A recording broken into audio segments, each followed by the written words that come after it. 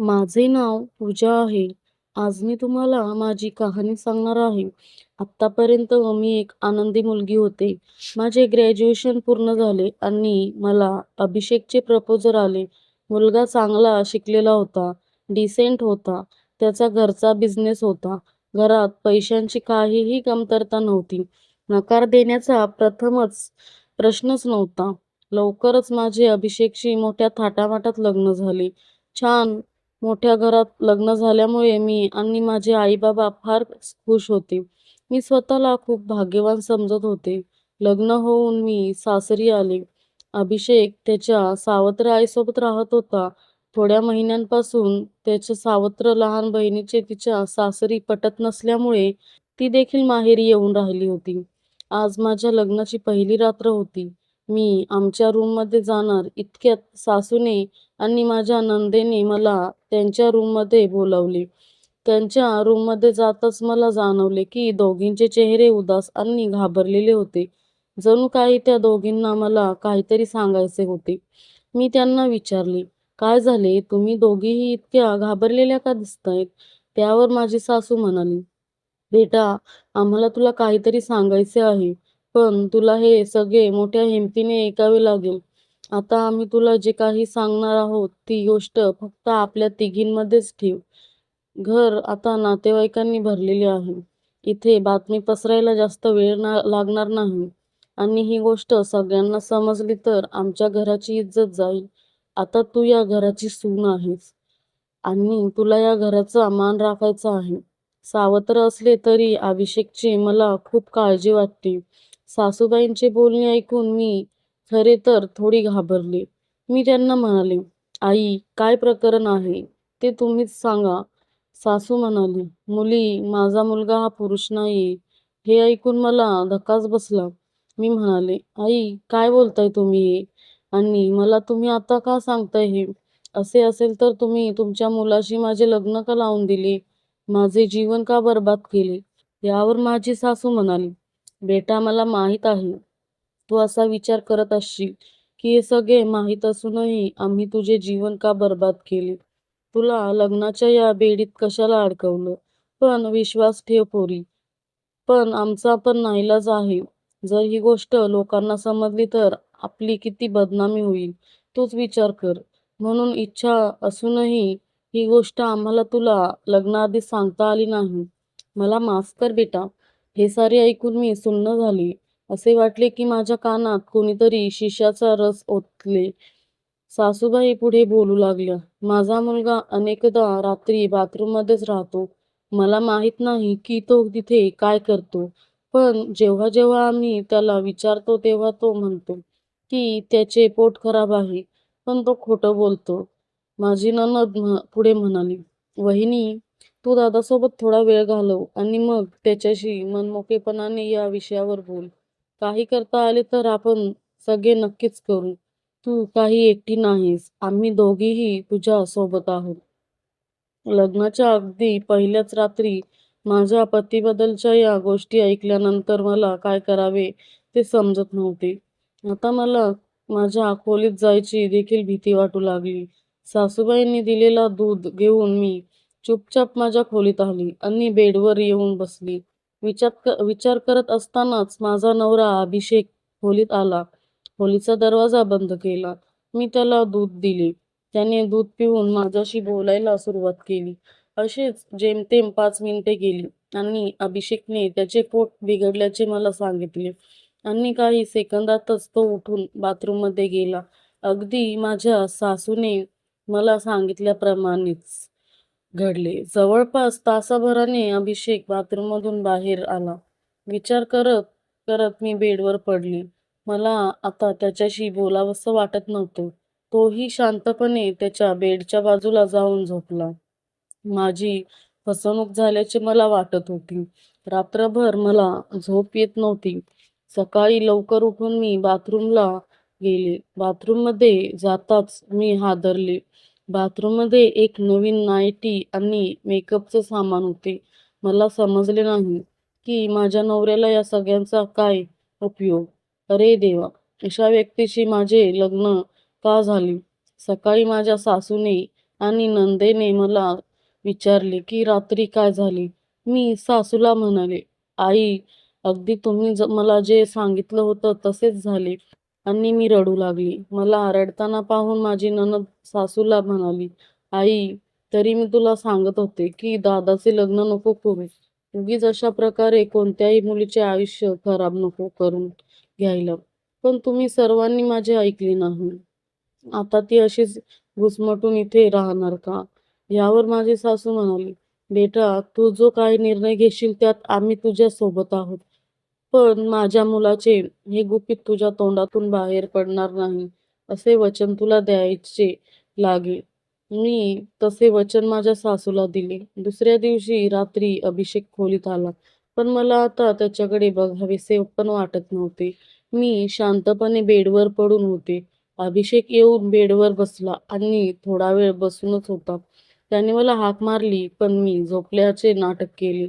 अभिषेक मग उठून बाथरूमला गेला. तो काय करायला गेला होता ते मला समजले. काही वेळाने बाथरूममधून वस्तू पडल्याचा आवाज येऊ लागला.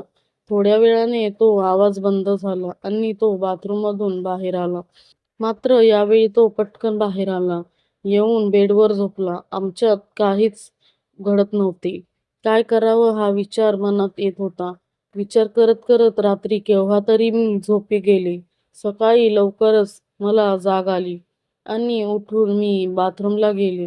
मात्र यावेळी बाथरूममध्ये गेल्यावर सर्व सामान विखुरलेले होते. नवीन नाईटी फाटलेली होती आणि मेकअपच्या वस्तू विखुरलेल्या होत्या. एक कागद चुरगळून फेकला होता. मी उत्सुकतेने तो कागद उचलून पाहिला. त्यावर टू माय ब्युटिफुल वाईफ असे लिहिलेले होते. मी एकदम गोंधळून गेले. अभिषेकने या साऱ्या वस्तू माझ्यासाठी आणल्या होत्या. पण मग माझ्या सासूने आणि नंदेने मला अभिषेकबद्दल सांगितलेल्या गोष्टी माझ्या मनात एक शंका आली की त्याने नाईटी आणि मेकअपचे सामान माझ्यासाठी कुठेतरी ठेवले असतील. पण नंतर वाटले की सासू आणि माझी नणद माझ्याशी खोटं का बोलतील? त्या दोघी तर माझी खूप काळजी घेत होत्या. घरच्या कुठल्याही कामाला हात लावू देत नव्हत्या. मला काहीच कळेना. मी गोंधळलेल्या अवस्थेत बाहेर आले. अभिषेकशी थेट बोलूनच विचारावे असे ठरवले. पण नेमकेच तो ऑफिसला लवकर निघून गेला होता. सासू आणि नणद दोघीही शॉपिंगला गेल्या होत्या. कुणाशी बोलावं बरं? माझ्या सासरच्या घरात एक जुनी मोलकरीण होती, शांता आजी. ती अनाथ होती. तिचे कोणी नातेवाईक नव्हते. तिने अभिषेकला अगदी बाळ असल्यापासून वाढवले होते. हाताच्या फोडाप्रमाणे जपले होते. आता वयोमानाने तिच्याकडून काम होत नसे, पण अभिषेकने तिला तिच्या गावी परत न पाठवता तो तिला सांभाळत होता. मी तिच्याशी बोलायचे ठरवले. मी तिच्या खोलीत गेले. ती देवपूजा करत होती. मी तिला विचारले, शांताजी, अभिषेक स्वभावाने कसा आहे? ती म्हणाली, खूप सरळ आहे ग तो. त्याला सगळेच चांगले वाटतात. पण तुझ्या सासूपासून आणि नंदेपासून तू सावध राहा. शांताजीच्या अशा सरळ सरळ बोलण्याने मी गडबडूनच गेले. असे का बोलता आहेत तुम्ही आजी? मी गोंधळून विचारले. शांता आजी म्हणाली, अगं, तुझी सासू आणि नणंद या दोघी फार लालची आहेत. अभिषेकच्या प्रॉपर्टीवर दोघींचा डोळा आहे.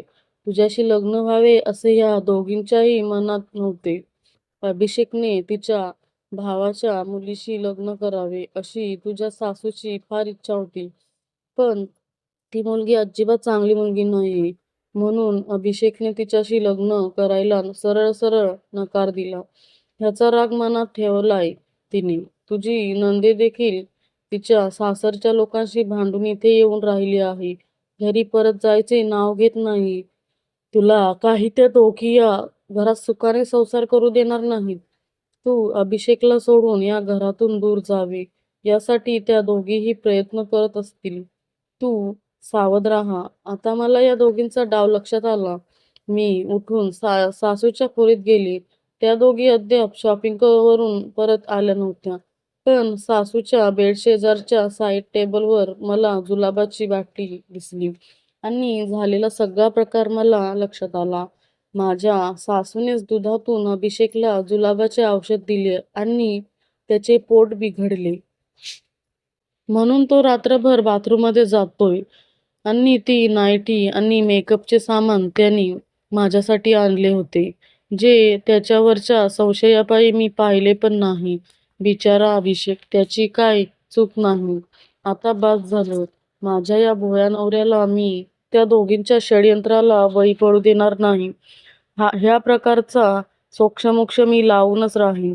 मी दिवसभर अभिषेक घरी येण्याची वाट पाहिली. रात्री उशिरा तो घरी आला. जेवण आटोपल्यावर आम्ही दोघेही रूममध्ये गेलो. 2 दिवस मी बिचाराशी नीट बोललेही नव्हते. त्याचा चेहरा उदास होता. पण आज पहिल्यांदाच मी त्याच्याशी बोलणार होतो. तो येताच मी म्हणाले, "अभि, मला तुझ्याशी बोलायचे आहे." तो जरा घाबरला. "काय झाले पूजा? तुला या घरात काही त्रास होतोय का?" "नाही रे, तसं नाही," मी म्हणाले. आणि मग झाला सगळा प्रकार मी अभिषेकला एका दमात सांगून टाकला. अभिषेक अवाक होऊन माझ्याकडे बघतच राहिला. तो मला म्हणाला, "अगं, ती नाईटी आणि मेकअपचे सामान मी तुझ्यासाठी आणून बाथरूममध्ये ठेवले होते. मी तुला अशा प्रकारे गिफ्ट द्यावे अशी माझी बहिणीचीच आयडिया होती." आपल्यात गैरसमज होऊन वेगळे व्हावे असा डाव त्या दोघींनी रचला होता. आईला आणि माझ्या छोट्या बहिणीला माझ्याबद्दल फारशी माया कधीच नव्हती. पण त्या दोघी माझा संसार उद्ध्वस्त करण्यासाठी या थराला जातील ह्याची मला कल्पना नव्हती. "आता काय करायचे?" त्याने काळजीने मला विचारले. "आता जे काही करायचे असेल ते मी करीन. तू चिंता करू नकोस." "येस छोट्या मालकीणबाई," अभिषेक खुशीत येत म्हणाला आणि त्याने मला त्याच्या बाहुपाशात खेचून घेतले. आणि त्या रात्री खऱ्या अर्थाने आमची मधुचंद्राची पहिली रात्र साजरी झाली. दुसऱ्या दिवशी मी सकाळी किचनमध्ये काम करता करता खुशीत गाणी गुणगुणत होते. मला खुश बघून माझी सासू आणि नणद थोड्या गडबडल्याच. पण तसे न दाखवता माझी सासू म्हणाली, "काय झाले पूजा, आज खुश दिसतेस? काय निर्णय घेतलास मग तू? माहेरी परत जाणार आहेस का?" "माहेरी आणि मी? मी का माहेरी जाऊ? पण नणदबाई मात्र जाणार आहेत त्यांच्या सासरी. हे ताईचे दुपारच्या ट्रेनचे तिकीट. त्यांच्या घरी परत जायचे." मी माझ्या सासूला म्हणाले. हे ऐकून माझ्या नणंदेचा पारा चढला. ती रागाने बोलली, "मी नाही जाणार. तू कोण आलीस मला माझ्या सासरी परत पाठवायला? मी घरची मालकीणबाई आणि मी ठरवणार या घरात कोण राहणार आणि कोण नाही ते." मीही तितक्याच खंबीरपणे तिला उत्तर दिले, "तू कुणाशी बोलते आहेस याचं भान आहे का तुला? अभिषेक, तुझी बायको बघ काय बोलते आहे." माझी सासू गरजली. अभिषेक म्हणाला, "बरोबर बोलते आहे ती. छोटीला तिच्या घरी परत जायलाच हवे. आणि आई, तुला पण इथे राहायचे असेल तर आमच्या संसारात विष कालवायचा प्रयत्न करू नकोस. नाहीतर तुला देखील गावी पाठवून देईन. आता आम्हाला सगळे माहीत पडले आहे." हे ऐकून माझी सासू गडबडलीच. घाबरून ती बोलली, "बेटा, मला माफ कर. संपत्तीच्या मोहापायी मी हे सगळं केलं. परत अशी चूक होणार नाही. मला एक संधी देऊन बघ. पुन्हा असला प्रकार होणार नाही. मी आजच छोटीला तिच्या घरी पाठवून देते." हे ऐकताच छोटी रागारागाने पाय आपटत तिच्या खोलीत पॅकिंग करण्यासाठी निघून गेली. मी अभिषेकला म्हणाले, "ठीक आहे, आता आपण हे प्रकरण इथेच संपवू. या दोघींना माफ करू आणि पुन्हा नव्याने सुरुवात करू." अभिषेकनेही मग प्रकरण जास्त न ताणता त्याच्या सावत्र आईला आणि बहिणीला परत एक संधी देण्याचे आणि परत नव्याने सुरुवात करायचे ठरवले. झाला सगळा प्रकार पाहता शांताआजी कोपऱ्यात बसून खुदूखुदू हसू लागली. तर मित्रांनो, तुम्हाला ही कथा कशी वाटली ते कमेंट बॉक्समध्ये नक्की कळवा. आणि अशाच नवीन कथा ऐकण्यासाठी चॅनेलला सबस्क्राईब करा. धन्यवाद.